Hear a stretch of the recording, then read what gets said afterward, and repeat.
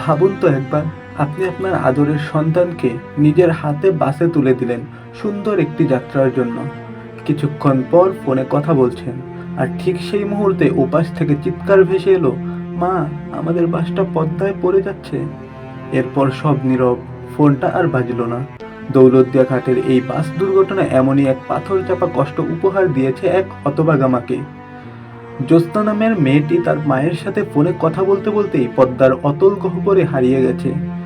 মা এখনো ফোনের ওপাশের সেই শেষ শব্দগুলো ভুলতে পারছেন না। শোকাতুর মা কান্নায় ভেঙে পড়ে বলছিলেন, আমি নিজে ওকে বাসে তুলে দিয়ে এসেছিলাম, জানতাম না ওটাই ওর শেষ যাত্রা হবে। ফোনে যখন কথা হচ্ছিল ও বলছিল বাসটা নিয়ন্ত্রণে নেই, নদীতে পড়ে যাচ্ছে। এরপর আর কোনো শব্দ শুনতে পাইনি। পানির নিচে যখন বাসটি তলিয়ে যাচ্ছিল, জ্যোৎস্না কি শেষবারের মতো মা বলে রেখেছিল? সেই আর্তনাদ কি পৌঁছাতে পেরেছিল মায়ের কানে? এই আফসোস এই মাকে তিলে তিলে শেষ করে দিচ্ছে। নিজের হাতে মেয়েকে মৃত্যুর মুখে তুলে দেওয়ার এই যাতনা সহ্য করার ক্ষমতা কি কোনো মানুষের আছে? প্রতিটি ঈদ বা উৎসবের আনন্দ এভাবেই ফিকে হয়ে যায় আমাদের সড়ক আর ঘাটের অব্যবস্থাপনায়। জ্যোৎস্নার মতো আরো কত প্রাণ এভাবে অকালে ঝরে যায়। কেন আমাদের পন্টুনগুলো নিরাপদ নয়?